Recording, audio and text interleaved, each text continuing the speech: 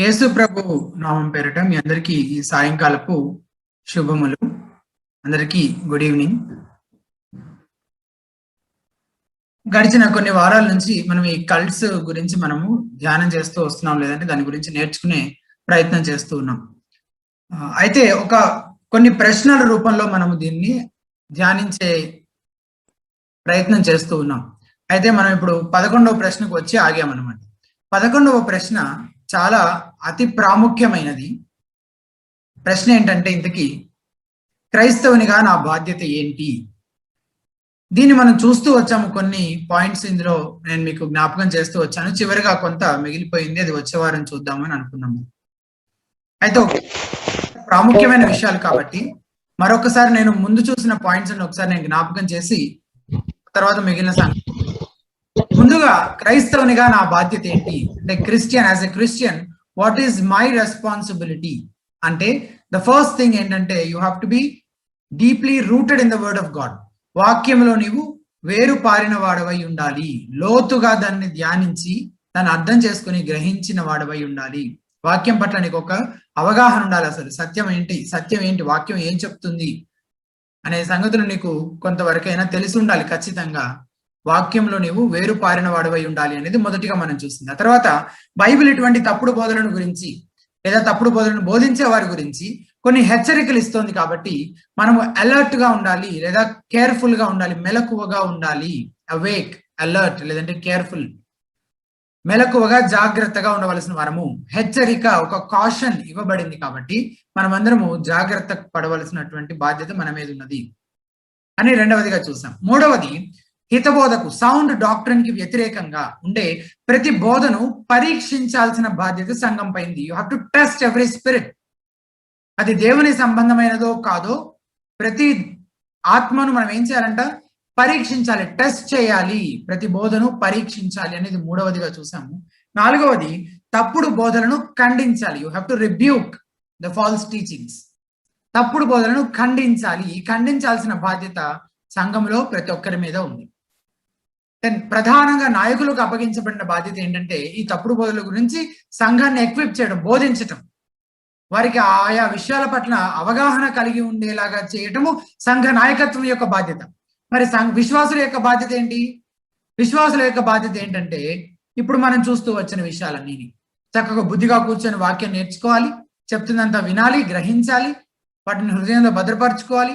ఆ తర్వాత జాగ్రత్తగా ఉండాలి, మెలకువగా ఉండాలి.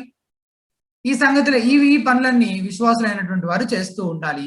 వీటితో పాటు అన్నిటికంటే అతి ప్రాముఖ్యమైనది, ఆరవది నేను చెప్పింది ఏంటంటే, ఈ కల్ట్ గ్రూప్స్ ని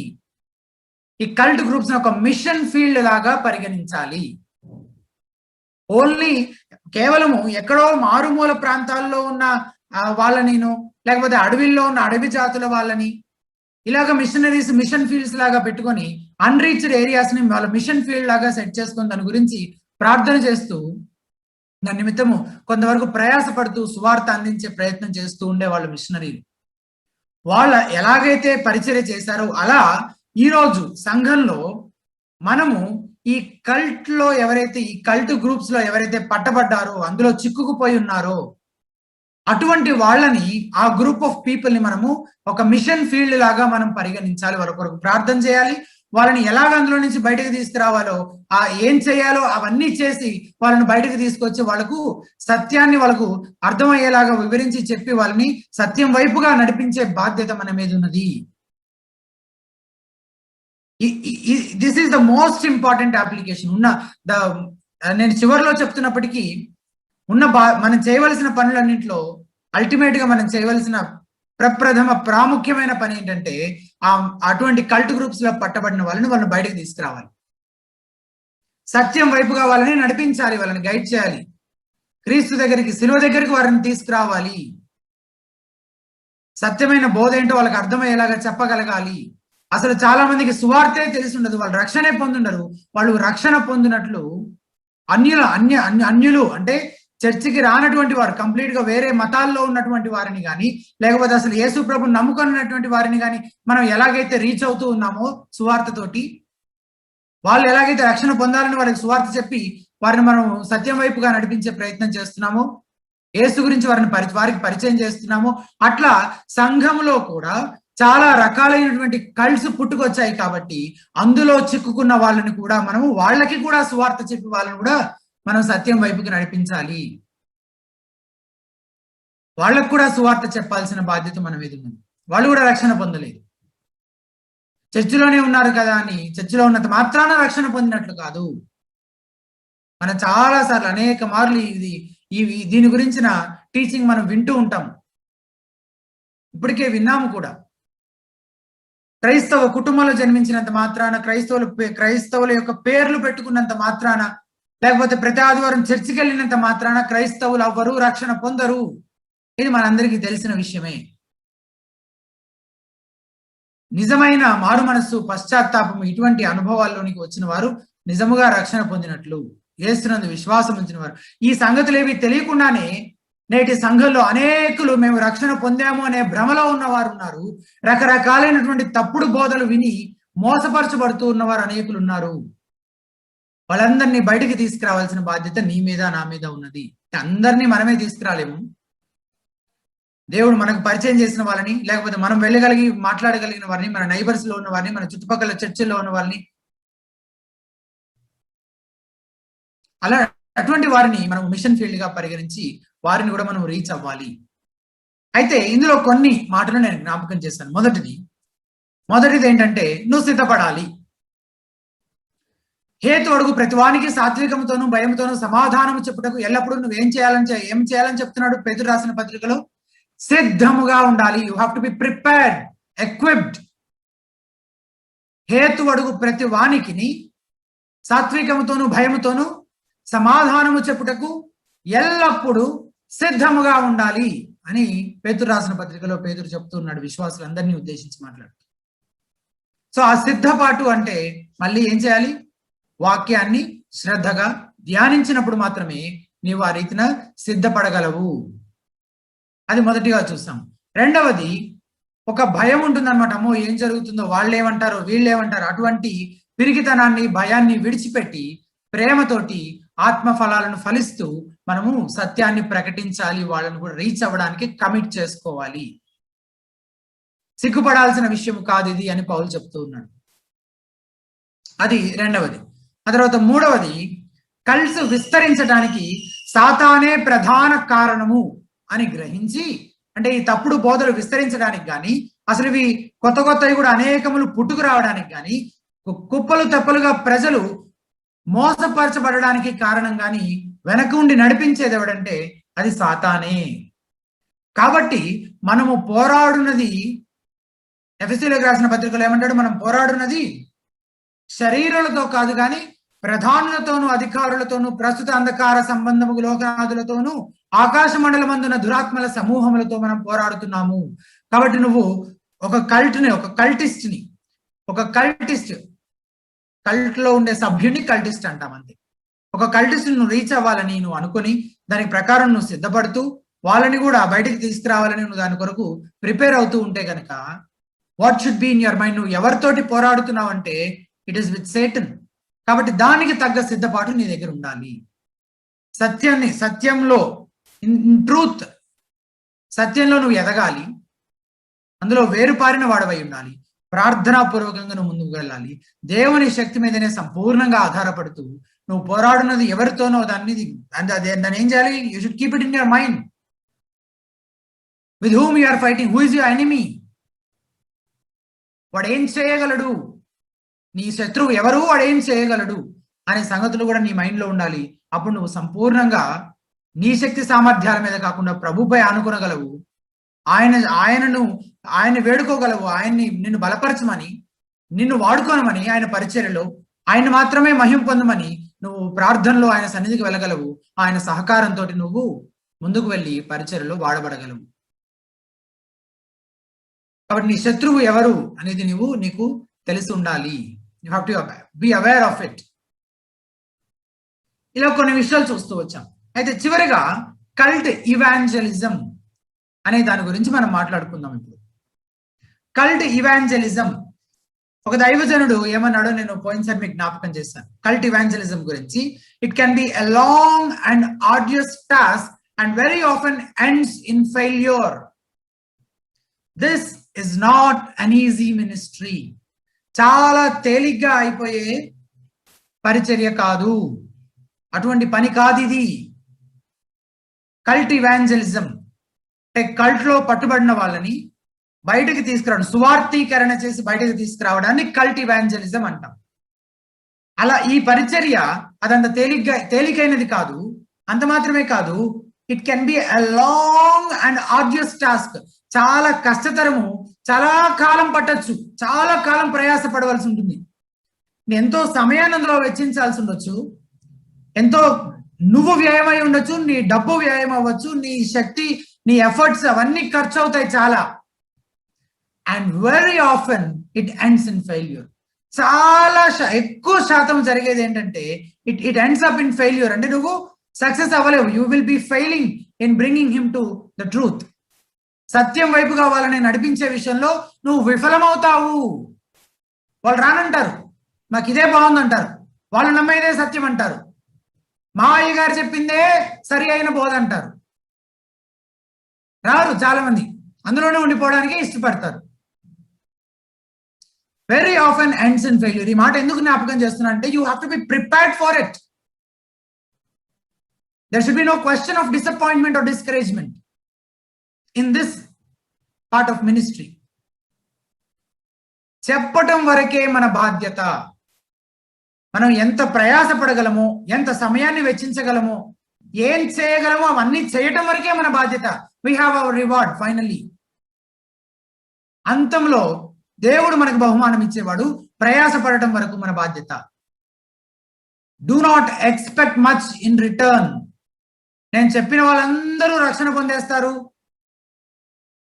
ఆ కల్ట్లో నుంచి బయటకు వచ్చేస్తారు అని అనుకోవద్దు. So please set your minds. మిమ్మల్ని మీరు సిద్ధపరచుకోండి ఆ రీతిన. తర్వాత మరో దైవజనుడు ఏమన్నాడు, cult evangelism is an especially difficult field of ministry. ఇప్పుడు మనం చూసిన సంగతినే ఇంకో దైవజనుడు ఇలా చెప్తూ వచ్చాడు.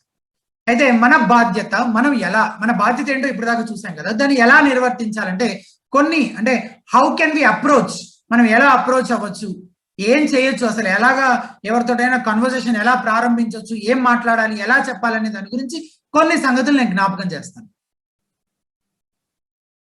మనం ఏమైనా అవలంబించదగిన మెథడ్స్ ఉన్నాయా, which methods are effective in cult evangelism, లేదా హౌ కెన్ వి అప్రోచ్ అనే దాని గురించి కొన్ని సంగతులు నేను జ్ఞాపకం చేస్తాను. మొదటిది, ఫస్ట్ థింగ్, సువార్త చెప్పడం.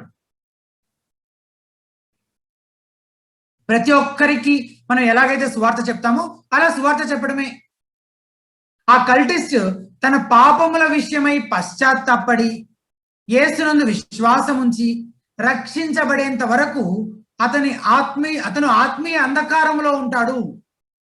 Heal be blind spiritually unless he is born again, unless he is enlightened.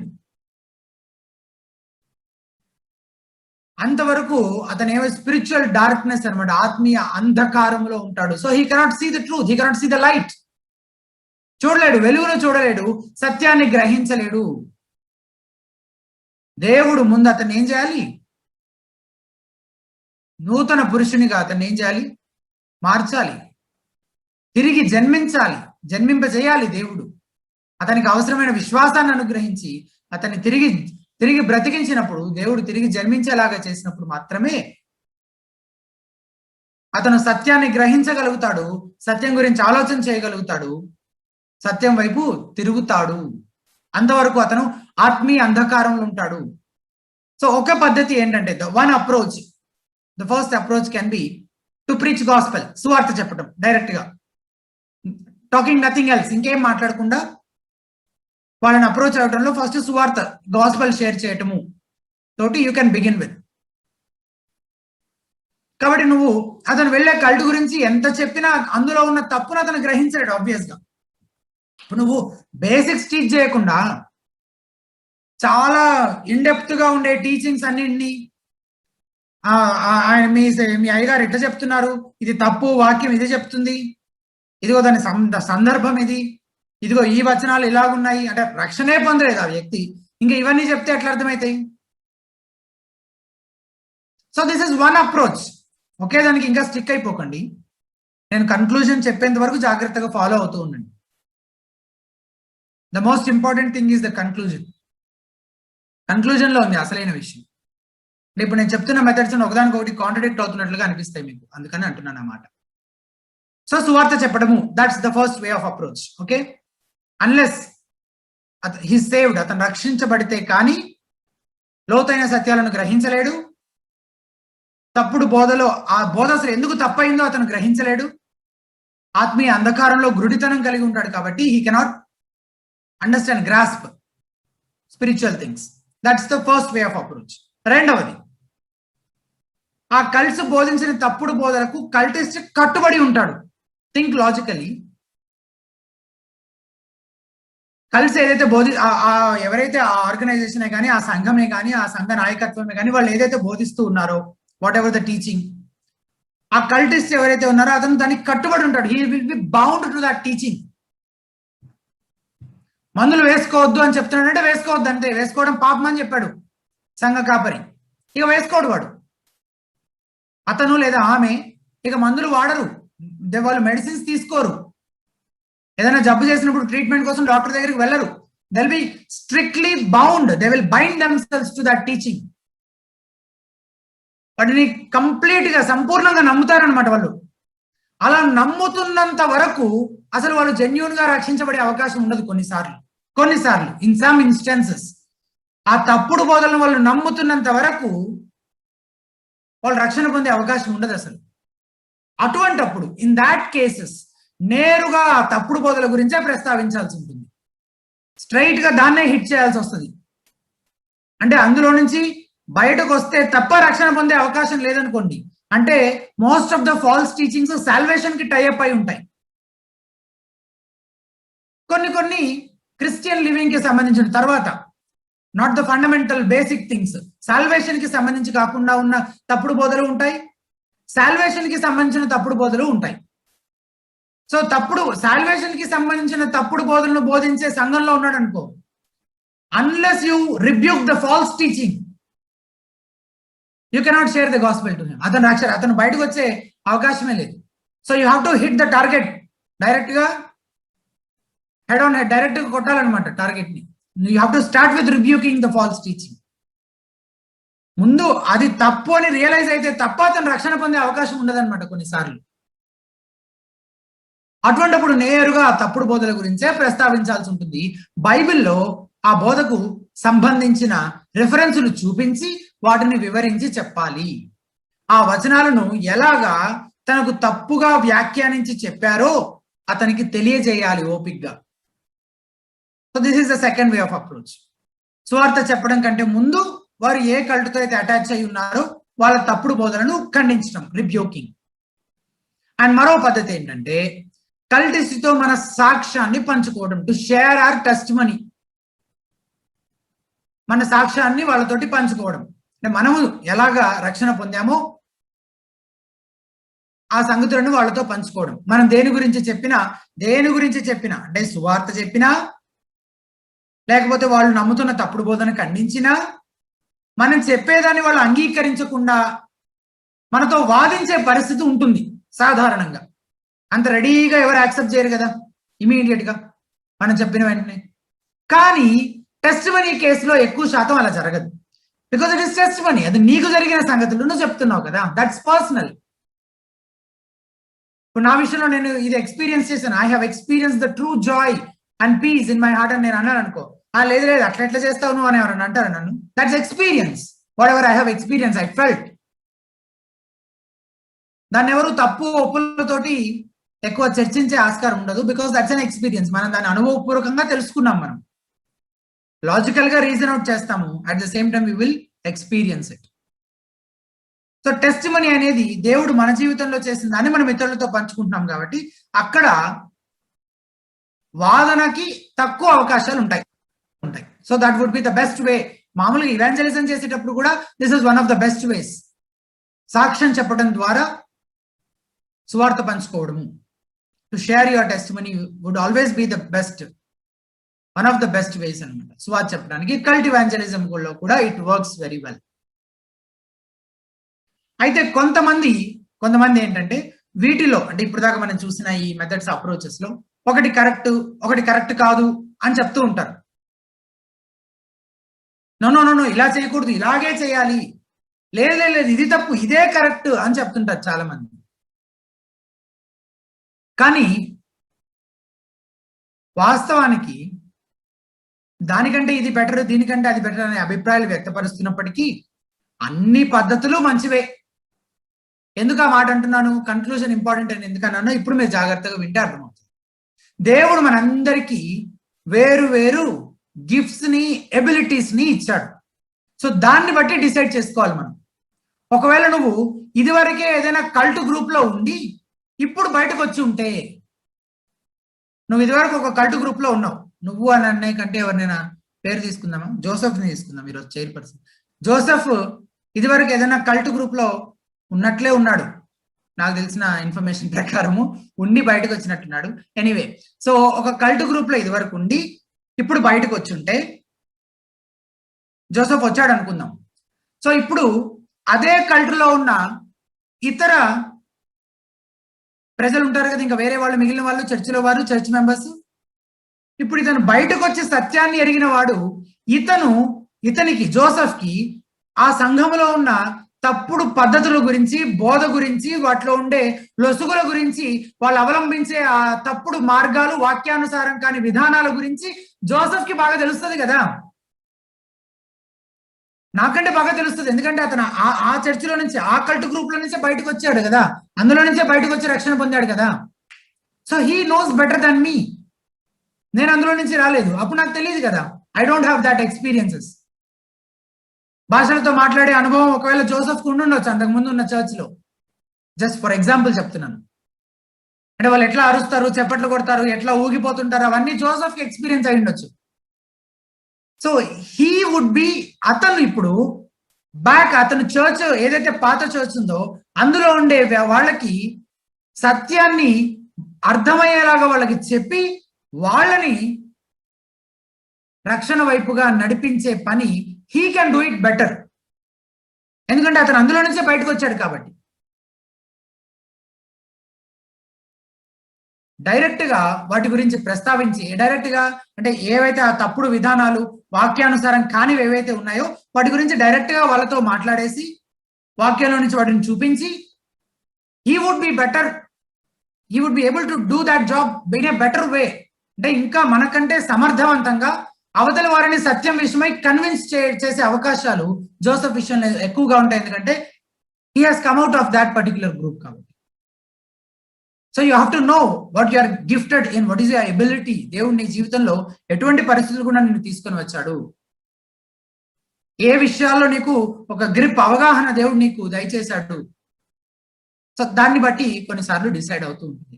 లేదా నో, ఒకవేళ నీకు బైబిల్ సిద్ధాంతాలపై మంచి గ్రిప్ ఉందనుకోండి, పట్టు సాధించావనుకోండి అన్ని డాక్టరెన్స్ మీద, అంటే లేకపోతే ఇతరులను ఆలోచింపచేసే విధంగా నువ్వు సువార్త చెప్పగలుగుతున్నావు. కొంతమంది they will start with questioning, logical argument తోటి స్టార్ట్ చేస్తారనమాట.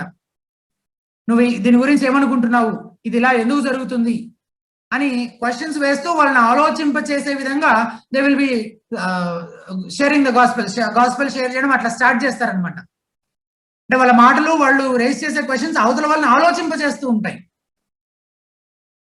లేదు, అవతలి వారు కదిలించబడే విధంగా నీ సాక్ష్యాన్ని చెప్పగలవా. కొంతమంది సాక్ష్యం పంచుకోవడంలో చాలా అద్భుతంగా they will be able to share gospel, సువార్త చెప్పేస్తుంటారు. సాక్ష్యమే చెప్తూ చెప్తూ చెప్తూ చెప్తూ ఆటోమేటిక్ గా గాస్పెల్ కూడా వెళ్ళిపోతుంటుంది ఇంక అందులో నుంచి. అయితే నువ్వు సత్యాన్ని అవతలి వారు గ్రహించే విధంగా ఈ పద్ధతులన్నీ పాటించవచ్చు. నువ్వు ఏదైనా చేయొచ్చు, ఏదో ఒకటి చేసి నువ్వు మొత్తానికి ఏం చేయాలి, ultimately what is your responsibility, సత్యం వైపు వాడిని తీసుకొని రావాలి. వాడిని నిజమైన రక్షణ, మారు మనసు అనుభవంలోనికి వాడు వచ్చేలాగా సత్యాన్ని నువ్వు వాడికి ప్రకటించాలి, సువార్తను వాడికి ప్రకటించాలి. That's the target. అదే అల్టిమేట్ గా మన మీద ఉన్న బాధ్యత. అది వాళ్ళు నశించిపోకుండా, నిత్య నరకానికి వాళ్ళు వెళ్ళిపోకుండా, క్రైస్తవులమే మేము రక్షణ పొందామనే భ్రమలో వారు ఉండిపోయి వాళ్ళని వాళ్ళు మోసపరుచుకోకుండా వారికి సువార్త చెప్పాల్సిన బాధ్యత మన మీద ఉంది. దానికి నువ్వు ఏమైనా చేయొచ్చు. You have to decide. నువ్వే ఆలోచన చేసుకోవచ్చు. అది నేను ఎలా చేయాలి? ప్రతి క్రైస్తవుడి బాధ్యత, ఈ మాట చాలా జాగ్రత్తగా వినండి దయచేసి. ప్రతి క్రైస్తవుడి బాధ్యత సువార్త చెప్పగలగడం. You should be able to share gospel. తోటి వారికి సువార్త చెప్పగలగాలి. రాజశేఖర్ అన్న సడన్ గా ఒకరోజు మీ ఇంటికి వచ్చి ఎర్లీ మార్నింగ్ 7 o'clock అట్లా సరదాగా బయటకు వెళ్దామని నడుస్తూ తీసుకెళ్లాడు అనుకోండి. ఉదాహరణకు చెప్తున్నా. తీసుకెళ్ళి ఒక పార్కుకు తీసుకెళ్లాడు. బెంచ్ మీద కూర్చోబెట్టాడు. పక్కనే ఆ బెంచ్ మీద ఎవరో వచ్చి కూర్చున్నారు. రాజశేఖర్ అన్న, ఎవరున్నారు ఇక్కడ ఆన్లైన్ లో? శశి అన్న ఉన్నారు అనుకుందాం. A very dear one. So Shashi అన్నని, ఏ శశి, అక్కడ ఒక ఆయన వచ్చి కూర్చున్నాడు బెంచ్ మీద, నువ్వు గాస్పెల్ షేర్ చేయి అనగానే, అన్న గాస్పెల్ నేనా? అమ్మో నేనేం మాట్లాడతానన్నా అన్నట్లుగా కాకుండా ఇమ్మీడియట్ గా నువ్వు గాస్పెల్ షేర్ చేసుకోవటం అనేది నీకు అది అలవాటు అయిపోయి ఉండాలి. It should be part of your life style, your the pattern. నీ లైఫ్ ప్యాటర్న్ అయిపోయి ఉండాలి అది. అండ్ ఫ్రీలీ ఇమ్మీడియట్ గా నువ్వు అతన్ని అలవాటుగా అతనితోటి సంభాషణ ప్రారంభించేసి అతనితోటి సువార్త పంచుకోవటము అనేది జరిగిపోవాలి ఆటోమేటిక్ గా. దానికోసం సపరేట్ గా ట్రైనింగ్ క్యాంప్స్ ఏమి ఉండవు. ఇట్లాంటివి చేస్తే ఇప్పుడు ఇట్లా చేయాలన్నమాట రాజశేఖర్ అన్న, ఒక్కొక్క రోజు ఒక్కొక్కరి దగ్గరకు వచ్చి. సో సువార్త చెప్పగలగటము అది ప్రతి క్రైస్తవుడి యొక్క బాధ్యత. అందరికీ వచ్చి ఉండాలి, తెలిసి ఉండాలి. అది చాలా అలవాటుగా చేసేస్తూ ఉండాలి మనం. రెండవది, బైబిల్ సిద్ధాంతాన్ని డిఫెండ్ చేయగలగాలి. బైబిల్ ఏదైతే డాక్ట్రిన్ సిద్ధాంతాన్ని బోధిస్తుందో, బైబిల్ ఏదైతే బోధించబడుతూ ఉందో ఆ బోధను దాని విషయమై పోరాడగలగాలి. You have to be content for the faith. అది విశ్వాసం నిమిత్తమై పోరాడాలి అని బైబిల్ సెలవిస్తూ ఉంది. నువ్వు ఏం నమ్ముతున్నావో, ఎందుకు నమ్ముతున్నావో నీకే తెలియకపోతే ఎలాగా? బ్రదర్ మేము త్రిత్వ సిద్ధాంతాన్ని నమ్ముతాం బ్రదర్. ఎందుకు నమ్ముతావు బ్రదర్? బైబిల్ ఎక్కడ చెప్తుంది బ్రదర్? త్రిత్వ సిద్ధాంతాన్ని ఎట్లా బోధిస్తుంది బ్రదర్? ఏమో బ్రదర్, మా చర్చిలో శశి అన్న రాజన్న చెప్పారు, లేదా బీబోన్ అయితే చాలా పెద్ద సిరీసే చేశాడు కాబట్టి ఇక నమ్మాల్సి వచ్చింది అని చెప్పాల్సి వస్తుంది పాపం.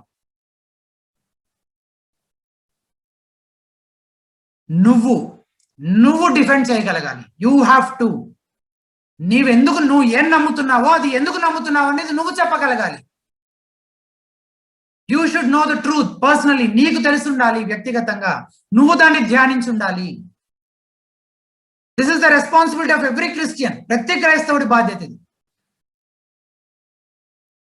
తర్వాత వ్యక్తిగత సాక్ష్యాన్ని పంచుకోగలగాలి. రాజనే చేస్తుంటారు అప్పుడప్పుడు ఎట్లాంటి పనులు అప్పటికప్పుడు చెప్తుంటారు అనమాట. ఇప్పుడు ఈ టైంలో మన మధ్యలో ఉన్న జోసెఫ్ తన సాక్ష్యాన్ని మనతో పంచుకుంటారని ఒక పెద్ద మీటింగ్ లో చెప్పారనుకోండి, ఇక జోసెఫ్ కి కాళ్ళు చేతులు ఆడవిగా. పాపం జోసెఫ్ సంగతి ఎందుకు, మనందరి పరిస్థితి అట్లనే ఉంటది కొంతవరకు కదండి. ఎవరైతే ఇటువంటి పనులు బాగా అలవాటుగా చేస్తూ ఉంటారో, ఎవరైతే those who got use to that, వాళ్ళ రెగ్యులర్ లైఫ్ స్టైల్లో, normal day to day life లో అట్లాంటి వాళ్ళకి ఏమి ఇబ్బంది ఉండదు. ఎక్కడ ఎప్పుడు ఏం మాట్లాడమన్నా వాళ్ళు దే విల్ బి రెడీ. అట్లా నువ్వు రెడీగా ఉన్నావా? Are you ready? ప్రతి క్రైస్తవుడు అంటే మళ్ళీ వాళ్ళు ఎవరో అనుకున్నారు మన గురించే. మనలో ప్రతి ఒక్కరూ సువార్త చెప్పగలగాలి. బైబిల్ సిద్ధాంతాల విషయమై వాళ్ళు ఏం నమ్ముతున్నారు, ఎందుకు నమ్ముతున్నారో వాళ్ళకైనా తెలిసి ఉండాలి కనీసం. ఆ తర్వాత ఇతరులకు కూడా చెప్పగలగాలి. వ్యక్తిగత సాక్ష్యాన్ని ఇతరులతో పంచుకోగలగాలి ఇన్ ఎ రైట్ వే. నాకు జలుబు చేసింది, దేవుడు స్వస్థపరిచాడు, అందుకే నేను యేసుని నమ్ముకున్నానని కాదు. అట్లాంటి పిచ్చి సాక్ష్యాలు కాదు. వ్యక్తిగత సాక్ష్యాన్ని పంచుకోవటము తెలిసి ఉండాలి, వచ్చి ఉండాలి. అందరూ ప్రధానమైన కల్ట్స్, మేజర్ కల్ట్స్ ఉంటాయి కదా మొత్తం. ఇక అదేంటి దాన్ని ఏమంటారు, అమలాపురంలో ఏదో మారుమూల గ్రామంలో ఏదో కొత్తగా కల్టు పుట్టుకొస్తే నువ్వు ఇప్పుడు అక్కడికి వెళ్ళి దాని గురించి పరిశోధించి తెలుసుకోవాల్సిన అవసరం లేదు. కానీ ప్రధానంగా ఉంటాయి చూసారు, అంటే ప్రపంచవ్యాప్తంగా శాఖోపశాఖలుగా విస్తరించి లక్షల కొద్ది మందిని మోసం చేస్తున్న కల్ట్స్ ఉంటాయి చూసారా, మేజర్ కల్ట్స్. వాటి గురించి కనీస అవగాహన ఉండాలి. ప్రధానంగా ఉన్న కల్ట్ గ్రూప్స్ గురించి మినిమం అవేర్నెస్ అనేది ఖచ్చితంగా ఉండాలి. ఎంతలాగా అంటే ఒక కల్టిస్ట్ తను ఏ గుంపుకు సంబంధించిన వాడో తెలుసుకొని వాడు ఎటువంటి తప్పుడు బోధన నమ్ముతున్నాడో వాటి విషయమై వాక్యంలో నుంచి అతనికి బోధించే సామర్థ్యం ఉండాలి నీకు. అంటే ఇంతవరకు పరిస్థితి ఏమో కానీ అట్లీస్ట్ ఈ కల్ట్ సిరీస్ నుంచి అయినా నువ్వు నేర్చుకోవాలి ఆ విషయం. ఎవరు ఎటువంటి తప్పుడు బోధనలు నమ్ముతున్నారు, వాళ్ళని మనము ఎలాగా అందులో నుంచి బయటకు తీసుకురావచ్చు, బైబిల్ ఏం చెప్తుంది, అసలు వాళ్ళు నమ్మే విషయాలు, వాళ్ళు ఎందుకు అట్లా నమ్ముతున్నారు, ఏ వాక్యాలు తప్పుగా వక్రీకరించబడ్డాయి, ఏ వచనాలు వాళ్ళు తప్పుగా అర్థం చేస్తున్నారు, అసలు దాని అసలైన అర్థం ఏంటి అనే విషయాలు ముందు నేర్చుకుంటే అప్పుడు ఇతరులకు చెప్పగలం మనం. సో ఈ సంగతులు జ్ఞాపకం చేసుకోవాలి. ఈ వేరు వేరు పద్ధతులను ఇప్పటిదాకా మనం చూస్తూ వచ్చాం కదా, సాక్ష్యం చెప్పడం ద్వారా, లేదా దట్స్ ద వే సువార్త చెప్పడమే కానీ, లేకపోతే వాడు నమ్ముతున్న తప్పుడు బోధన స్ట్రైట్ గా ఖండించడమే కానీ, ఈ వేరు వేరు పద్ధతులని అసలు డిస్కషన్ స్టార్ట్ అవ్వడానికి మాత్రమే. ఇది important. This is the conclusion. Discussion start అవ్వడం గురించే మనం ఇవన్నీ మాట్లాడుకుంటా ఉన్నాం. ఇది చేయొచ్చు, అది చేయొచ్చు, అది చేయొచ్చు అని. నీకున్న దేవుడు ఇచ్చిన ఎబిలిటీస్ ని బట్టి, దేవుడు నిన్ను ఏ సిచ్యువేషన్స్ లో నుంచి, సర్కమ్స్టెన్సెస్ లో నుంచి దేవుడు ఇంతవరకు నేను నడిపిస్తూ వచ్చాడో, నీ క్రైస్తవ జీవితంలో వాటిని బట్టి, నీ ఎబిలిటీస్ ని బట్టి యూ కెన్ డిసైడ్. కానీ ఎట్లా స్టార్ట్ చేసినా అది స్టార్ట్ చేయడం వరకే. ఒక్కసారి స్టార్ట్ అయితే గనక అన్ని మిక్స్ అయిపోతాయి. మళ్ళీ మనం మాట్లాడడం స్టార్ట్ అయితే టైం టు టైం వాళ్ళని కలవడము, వాళ్ళతోటి టైం టు టైం మీటింగ్స్ పెట్టుకొని వాళ్ళని రెగ్యులర్ గా విజిట్ చేస్తూనో, కలుస్తూనో, మాట్లాడుతూ ఉన్నాం అనుకోండి, ఆ మాట్లాడడం ముందుకెళ్ళలేకపోతే అన్ని కలిసిపోతాయి. నువ్వు సువార్త చెప్తూ ప్రారంభించి తర్వాత నీ సాక్ష్యం పంచుకోవచ్చు మధ్య మధ్యలో. ఆ తర్వాత తప్పుడు సిద్ధాంతాన్ని కూడా ఖండించవచ్చు, అతను నమ్ముతున్న తప్పుడు బోధన కూడా ఖండించవచ్చు. లేదు, నువ్వు అతను నమ్ముతున్న తప్పుడు బోధనను ఖండించడంతో ప్రారంభించవు. అలా తప్పుడు బోధన ఖండిస్తూ సువార్త పంచుకోవచ్చు మెల్లిగా. ఆ తర్వాత మన అనుభవాలను కూడా పంచుకోవచ్చు మధ్యలో, ఎగ్జాంపుల్గా, ఉదాహరణలుగా. లేదు, మన సాక్ష్యాలను పంచుకుంటూ తప్పుడు బోధనను ఖండించవచ్చు. స్వార్థ చెప్తూ ప్రారంభించి కూడా తప్పుడు బోధనను ఖండించి నీ సాక్ష్యాన్ని పంచుకోవచ్చు. ఎలాగైనా చేయొచ్చు. అది ఎలా ప్రారంభిస్తావు అనేది నువ్వు డిసైడ్ చేసుకోవచ్చు. ప్రారంభిస్తే అన్ని కలిసిపోతాయి, అన్ని చేయాల్సిందే. సత్యం ఏంటో చెప్పాలి, అతను నమ్ముతున్న అసత్యాన్ని బట్టి అతనికి అవగాహన కల్పించాలి. నీ విషయంలో నువ్వు ఆ సత్యాన్ని అనుభవపూర్వకంగా ఎట్లా తెలుసుకున్నావు అది చెప్పాలి. అన్ని జరుగుతాయి డిస్కషన్ స్టార్ట్ అయిన తర్వాత. అందుకే నేను ఏం చెప్పానంటే, ఇది కరెక్ట్ కాదు, ఇట్లనే చేయాలి, ఇట్లా చేయకూడదు, అట్లా ఏం లేదు. నువ్వు ఏం చేసైనా అవన్నీ యేసుప్రభు దగ్గర తీసుకురావాలి. అది దేవుడు మనకు అప్పగించిన బాధ్యత, మనకు అప్పగించిన పని. ఇది 10వ ప్రశ్న. ఇంతటితోటి క్రైస్తవునిగా నా బాధ్యత ఏంటి అనే ప్రశ్నను మనం ముగించుకున్నాం. 11వ ప్రశ్న మనం ప్రారంభించుకుందాము. వచ్చే వారం నుంచి దాన్ని కొనసాగిద్దాం. క్షమించాలి, 12వ ప్రశ్న. 12వ ప్రశ్న ఏంటంటే, ఎలా ఈ వేరు కల్టీ గ్రూప్స్ అందరూ లేఖనాలను, స్క్రిప్చర్స్ ని వాళ్ళు ఇష్టం వచ్చినట్లు వాడుకోగలుగుతున్నారు, లేదా మిస్ఇంటర్ప్రిట్ చేయగలుగుతున్నారు? ఎలా చేయగలుగుతున్నారు వాళ్ళు? ఎలాగా అంటే, one line short answer, one line అయినా వెరీ షార్ట్ ఆన్సర్ అంటారు దాన్ని. వెరీ షార్ట్ ఆన్సర్ ఏంటంటే ఈ ప్రశ్నకి, simply by violating the principles of sound literary interpretation. కొన్ని సూత్రాలు ఉంటాయి, ఎలాగా వ్యాఖ్యానించాలి బైబిల్లో అనేది. సూత్రాలు కూడా బైబిల్లోనే ఉంటాయి, మళ్ళీ ఎక్కడి నుంచో మనుషులు సృష్టించినవి కాదు. యేసుప్రభువారు ఎలా చేశారో, అపోస్తలుడైన పౌలు ఎలా చేశాడో, అందులో నుంచే మనం ఆ ప్రిన్సిపల్స్ తీసుకుంటాం. We draw those principles from the Bible itself. అటువంటి సౌండ్ లిటరరీ ఇంటర్ప్రిటేషన్ ప్రిన్సిపల్స్ ని వైలేట్ చేసినప్పుడు తప్పుడు బోధలు పుట్టుకొస్తూ ఉంటాయి. వాక్యాన్ని ఎవరు ఇష్టం వచ్చినట్టు వాళ్ళు వక్రీకరించి, లేదా దాన్ని మిస్ఇంటర్ప్రిట్ చేసి, వాళ్ళు ఏం చెప్పాలనుకుంటున్నారో అది ఆ వాక్యం చెప్పేలాగా ఎవరు కావాల్సినట్టు ఏ వచనాన్ని కావాలంటే ఆ వచనాన్ని వాళ్ళు వాడుకోగలుగుతారు. It is by violating the interpretation principles. That's very short answer. అయితే ఎన్ని రకాలుగా కలిసి ఆ పని చేస్తారు అనేది ఇప్పుడు మనం క్షుణ్ణంగా నేర్చుకుందాం. ఎన్ని రకాలుగా, in what different ways does cults misinterpret the scriptures, in what ways the cults misinterpret scripture. ఎన్ని రకరకాలైనటువంటి విధానాల్లో, ఎన్ని రకాలైనటువంటి పద్ధతుల్లో కల్ట్స్ వాక్యాన్ని వక్రీకరిస్తారంటే చాలా ఉన్నాయి కానీ మనం ప్రధానమైన వాటిని మాత్రమే ధ్యానించే ప్రయత్నం చేద్దాం. ప్రతిదీ మనకి అంత చూసేంత సమయము మనం ఇవ్వలేకపోవచ్చు, కానీ ప్రధానంగా ఉన్నటువంటి మాత్రము మనము ధ్యానించే ప్రయత్నం చేద్దాం. ముందుగా మొదటిది చాలా పాపులర్ ఫేమ్, చాలా ఎక్కువ సార్లు మనము చూస్తూ ఉంటాము, గమనిస్తుంటాము, జరుగుతూ ఉంటుంది ఇది కల్ట్స్ విషయంలో, వారి బోధల విషయంలో. మొదటిది దీన్ని మాత్రమే మనం ధ్యానించి ముగించుకుంటాం ఈ రోజు. It is inaccurate quotation. వచనాలను కోట్ చేస్తుంటారైతే అసలు అక్కడ సందర్భం ఏదో ఉంటది, వాళ్ళు ఇష్టం వచ్చినట్టుగా దాన్ని తీసుకొని వాళ్ళు ఎక్కడ పడితే అక్కడ, ఎట్లా పడితే అట్లా వేరు వేరు సందర్భాల్లో దాన్ని కోట్ చేసేస్తుంటారు. మిస్ కోటింగ్ అంటాం దాన్ని. కోట్ అంటే మాట్లాడుతూ దాన్ని ఎక్స్ప్లెయిన్ చేయడం కోసం వేరే దగ్గర ఉన్న వచనాలను చూపించడం అనమాట. అక్కడ అక్కడ అట్లా ఉంది కాబట్టి అని చెప్పి ఆ వచనాన్ని, ఎక్కడో ఉన్న వచనాన్ని తీసుకొచ్చి ఇక్కడ వాడుకొని వాళ్ళు చెప్పే ఆ చేసే టీచింగ్ ని వాళ్ళు ఏం చేస్తారంటే ఇంకా వెరిఫై చేసి ఇంకా ఎక్స్ప్లెయిన్ చేసే ప్రయత్నం చేస్తారు. దట్స్ కోటింగ్ అనమాట. కోట్ చేస్తుంటారు. ఇప్పుడు మనం కూడా సెర్మన్స్ వింటూ ఉన్నప్పుడు మధ్య మధ్యలో చాలా రిఫరెన్స్లు చదువుతూ ఉంటాం కదా, దాన్నే కోటింగ్ అంటారు. కోట్ చేస్తున్నారు అంటారు. So it is the cults cult leaders కానీ కల్ట్స్ లో ఉండే ఆ టీచర్స్ కానీ వాళ్ళు ఏం చేస్తుంటారంటే మిస్కోట్ చేస్తుంటారు చాలా సార్లు. ఇప్పుడు కోట్ అనే దానికి ఎందుకంత ఎక్స్ప్లెయిన్ చేసినట్టే మీకు అర్థం కాని వాళ్ళు ఎవరైనా ఉంటారేమోనని. సరే, ఉదాహరణలు చెప్పినప్పుడు బాగా అర్థమవుతుంది. ఓకేనా? Inaccurate quotation or misquotation, దాని గురించి అది చాలా ప్రాథమికంగా జరుగుతూ ఉంటది, చాలా సందర్భాల్లో జరుగుతూ ఉంటది. చాలా తేలిగ్గా కల్ట్స్ బైబిల్ వచనాలను మిస్కోట్ చేసేస్తుంటారు. ఉదాహరణకి 2 ఉదాహరణలు చూద్దాం. మొదటి ఉదాహరణ జన్మ అంటే మళ్ళీ పుట్టడం అనమాట. చనిపోయి మళ్ళీ ఇంకో జన్మ తీసుకొని పుట్టడం, పునర్జన్మ. దీని గురించి ఒక సంభాషణ జరుగుతూ ఉంది ఇద్దరు వ్యక్తుల మధ్యలో. వాస్తవానికి పునర్జన్మను బైబిల్ సమర్థించదు, అటువంటిది ఏమీ లేదు అసలు, అది సత్యం కాదు, తప్పది. కానీ కొంతమంది నమ్మేవాళ్ళు ఉన్నారు. ఇది క్రిస్టియానిటీలోనే నమ్మేవాళ్ళు ఉన్నారు కొంతమంది.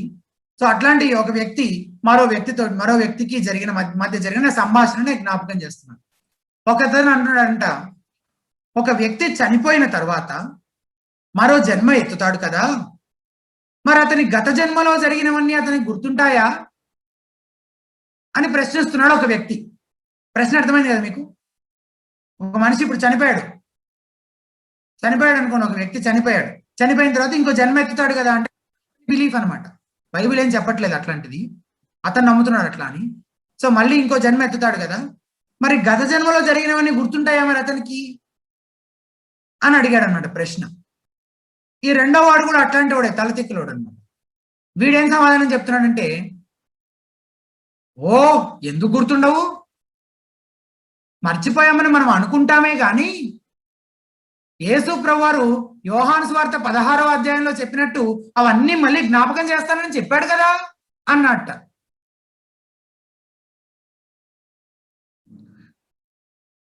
నిజంగా ఆసక్తి కలిగి ఉంటే మీరు ఎవరైనా ఈ పాటికి 16వ అధ్యాయం తీసి చూస్తా ఉండాలి.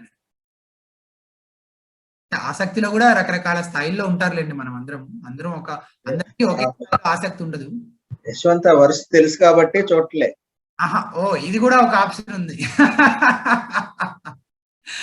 నిజమే అన్న. సో యేసు ప్రభువారు ఎటు జ్ఞాపకం చేస్తానన్నాడు కదా, నీకు చింతించడం ఎందుకు, దాని గురించి యేసు ప్రభువారు జ్ఞాపకం చేస్తానన్నాడులే అని చెప్పాడు అనమాట సమాధానం. ఇందుకీ ఆ వచనంలో ఏముంది ఒకసారి చదువుదాం. యోహాను సువార్త 16వ అధ్యాయము 25, 26 వచనాలు.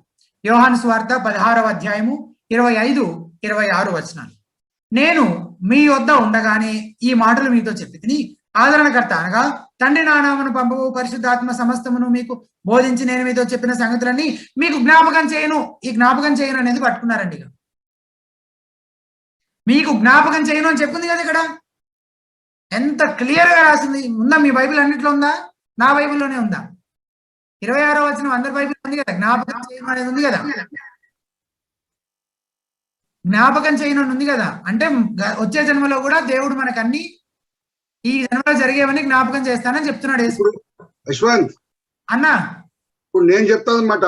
యశ్వంత్ తప్పుడు బోధకుడు, ఆయన యేసుక్రీస్తు ప్రభు జ్ఞాపకం చేస్తానన్నాడు, కానీ యాక్చువల్ గా పరిశుద్ధాత్మ దేవుడు జ్ఞాపకం చేస్తాడు. అవును, లేదన్నా, నేను పూర్తి చేస్తాను.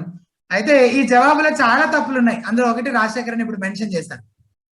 మొదటిది ఏంటంటే ఆ వచనాల యొక్క సందర్భాన్ని అర్థం చేసుకునే ప్రయత్నం చేయాలి. యేసు ఆయన సిలువ వేయబడక ముందు తనకు అతి సమీపస్తులు, సన్నిహితులు అయిన శిష్యులు శిష్యులతోటి మేడగదిలో మాట్లాడుతున్న సందర్భం ఇది. మేడగది అప్పర్ రూమ్ లో యేసుప్రభు వారు శిష్యులతో మాట్లాడుతూ ఉన్న సందర్భం అన్నమాట. ఆ సందర్భం ఇది.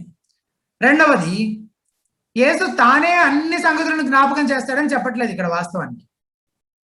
పరిశుద్ధాత్మ ఆదరణకర్త అనుగ్రహించబడతాడు, ఆ పరిశుద్ధాత్మ మీకు ఆ సంగతులు జ్ఞాపకం చేస్తాడు అని చెప్తున్నాడు. దాన్ని ఇందాక రాజన్న చెప్తూ ఉన్నారు. సో అది రెండో తప్పు. మూడవది, అంటే ఇక్కడ సందర్భం ఎందుకు చెప్పానంటే, అక్కడ ఆ ఇందాక మనం మాట్లాడుకున్న కన్వర్సేషన్ లో వాళ్ళు అప్లై చేస్తున్న కాంటెక్స్ట్ వేరు, ఇక్కడ చెప్పబడిన సందర్భం వేరు. మూడవది, ఆ తర్వాత ఏం జ్ఞాపకం చేస్తాడో కూడా స్పష్టంగా తెలియజేశాడు. నేను మీతో చెప్పిన సంగతులు అంటే యేసుప్రభు వారు భౌతికంగా శరీరంగా ఈ భూమి మీద ఉన్నప్పుడు ఏ సంగతులు అయితే శిష్యులకు బోధించారో ఆ సంగతులు నా తర్వాత రాబోయే ఆదరణకర్త మీకు జ్ఞాపకం చేస్తాడని చెప్తున్నాడు. ఏదో వేరే వేరే మర్మాల గురించి కాదు, కొత్త రెవల్యూషన్, న్యూ రెవల్యూషన్స్, అసలు యేసుప్రభు బోధకి సంబంధం లేని విషయాలు ఏవో కాదు, కానీ యేసుప్రభు వారు అప్పుడు చెప్పిన సంగతులే మళ్ళీ ఆ ఆదరణకర్త మీకు జ్ఞాపకం చేస్తాడు అని చెప్తున్నాడు, కానీ ఏవో మర్మాలు కాదు, గత జన్మకు సంబంధించిన విషయాలు అసలు కాదు. నాలుగవది, మరో సంగతి, ఈ సంగతులన్నీ యేసు అందరికీ చెప్పట్లేదు, ఆ మేడగదిలో ఉన్న శిష్యులకు మాత్రం చెప్తున్నాడు. ఎందుకంటే యేసు ప్రభు బ్రతుకున్నప్పుడు ఏం చెప్తున్నాడు అనేది విన్నది వాళ్లే కదా. ఆయన బ్రతుకున్నప్పుడు ఏవైతే వాళ్ళకి చెప్పాడో ఆ సంగతులు ఆ శిష్యులకి తర్వాత జ్ఞాపకం చేస్తాడు ఆదరణకర్త అంటున్నాడు. శిష్యులకు ఉద్దేశించి Jesus is addressing the disciples there, apostles, వాళ్ళ తర్వాత అపోస్తలు అని పిలువబడతారు. అందరిని ఉద్దేశించి చెప్పబడిన మాట కాదు అది. సో ఇన్ని రకాలుగా ఆ వాక్యాన్ని వాళ్ళు ఏం చేశారు, మిస్కోట్ చేశాడు అనమాట. మరో ఉదాహరణ చూద్దాం. ఇట్లాంటివి కొన్ని చూస్తే, అంటే సత్యం తెలిసిన మనలా, అంటే దాని గురించిన కొద్ది గొప్ప అవగాహన ఉన్న వాళ్ళకి ఇవన్నీ ఎట్లా ఉంటాయి, సిల్లిగా ఉంటాయి. మరో ఉదాహరణ చూద్దాం. ఒక దైవజనుడు ఇలా అన్నాడు, ఏమని, మొత్తం సువార్తను ఇలా సమరైజ్ చేసి చెప్పొచ్చు అని ఒక మాట చెప్తూ ఉన్నాడు. ఇది మీకు బాగా కనెక్ట్ అవుతుంది అన్నమాట. ఇందాక చెప్పిన అది ఉదాహరణ కొంచెం సిల్లీగా అనిపించింది. మిస్కోటేషన్ అంటే ఏంటి అర్థం అవడం కోసం చెప్పాను. వాస్తవానికి మిస్కోట్ చేయడం అంటే ఏంటి అంటే, అక్కడ సందర్భాన్ని కంప్లీట్ గా వదిలేసి ఎట్లా పడితే అట్లా ఆ మాటల్ని తీసుకొని ఎట్లా పడితే అట్లా అప్లై చేయడము, దాన్ని మిస్కోటేషన్ అంటాం అనమాట. ఇప్పుడు మరో ఉదాహరణ చూద్దాం. ఈ మరో ఉదాహరణలో ఏంటంటే, ఒక దైవజనుడు ఏమన్నాడు, సువార్త అంతటిని సమరైజ్ చేసి యేసు ప్రభు ఇట్లా చెప్పాడు అని చెప్పి ఏం చెప్తున్నాడంటే, నీవు నీ పూర్ణ హృదయంతో, నీ పూర్ణ ఆత్మతో, పూర్ణ వివేకంతో, నీ పూర్ణ బలంతో నీ దేవుడైన ప్రభువును నువ్వు ప్రేమించాలి, అలాగే నిన్ను వల్ల నీ పొరుగువాన్ని ప్రేమించాలి, ఇదే సువార్త యొక్క సారాంశము అని చెప్పాడు ఒక దైవజనుడు. బానే ఉంది కదా. కొద్దిగా అప్పుడప్పుడే రక్షణలోకి వచ్చిన వ్యక్తులు ఎవ్వరూ అర్థం చేసుకొని కానే కాదు ఇది. సువార్త యొక్క సారాంశం ఇదే అని చెప్తున్నాడు ఆయన. నీ పూర్ణ హృదయంతో, నీ పూర్ణాత్మతో, నీ పూర్ణ వివేకంతో, పూర్ణ బలంతో ఏం చేయాలి, ముందు నీ ప్రభువును నువ్వు ఏం చేయాలి, ప్రేమించాలి. తర్వాత నీ తోటి వాడిని, పొరుగు వాడిని ప్రేమించాలి. బానే ఉంది కదా. ఇప్పుడు మన మధ్యలో ఉన్న మనలో కూడా సగం మందికి దీని గురించి ఎక్స్ప్లెయిన్ చేయమంటే చేయలేము. ఈ వచనాలు మార్కు సువార్త 12వ అధ్యాయము 30-31 నుంచి కోట్ చేస్తున్నాడు ఆయన. ఇదే సువార్త, ఇదే అంటే ఇప్పుడు ఆ దైవజనుడు చెప్తున్నాడు కదా, ఇదే సువార్త అంటే మొత్తం సువార్త సారాంశం ఇదే. మిగిలిన బైబిల్ అంతా ఈ 2 ఆజ్ఞల్ని ఇచ్చిన దాని కొరకు ఇవ్వబడిన వివరణే మిగిలిన బైబిల్ అంతాను. నేను అంత ఆసక్తికరంగా చెప్పట్లేదు వాస్తవానికి, కానీ కల్ట్స్ వాళ్ళు ఎట్లా చెప్తారంటే ఇక ఇదే అని నమ్ముతారనమాట. ఇంకా అది పాతుకుపోతాయి అనమాట వాళ్ళ మైండ్స్ లో, అట్లా చెప్తారు. సత్యమే అని ఎక్కడ అనుమానం రాదు అసలు, అట్లా నమ్మేసేలాగా చెప్తారనమాట. దాన్ని బల్ల గుద్ది కాన్ఫిడెన్స్ తోటి చెప్తుంటారు. ఈ 2 ఆజ్ఞలే సువార్త సారాంశము. మిగిలిన బైబిల్ అంతా ఈ సువార్తను ఏదైతే మనం మాట్లాడుకున్నాం దాని గురించిన ఎక్స్ప్లెనేషనే మిగిలిన బైబిల్ అంతా అని చెప్తున్నాడు దైవజనుడు.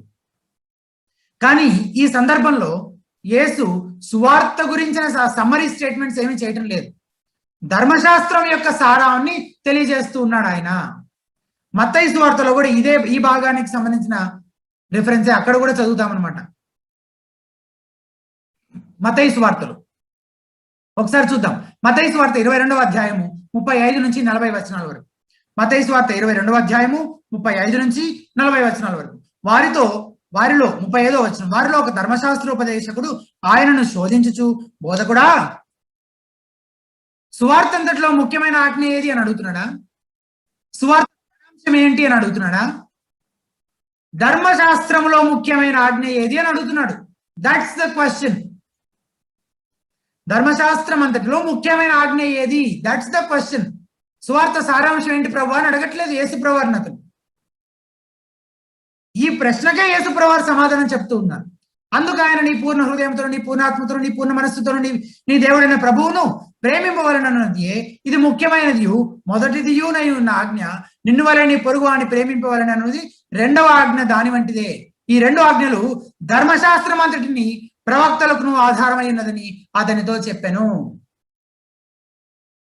ఇది యేసుప్రభువారు ఆ ప్రశ్నకి ఇచ్చిన సమాధానం.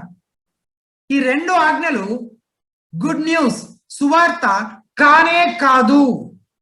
This is not the good news. ఇది కాదు సువార్త. మనుషులు పడిపోయిన పతనమైపోయిన స్థితిలో ఉన్నారు. మనుషులు వారు దేవుణ్ణి గాని తమ పొరుగు వారిని గాని హృదయపూర్వకంగా ప్రేమించడం సాధ్యపడదు. It is not possible. Fallen condition లో ఉన్న మ్యాన్,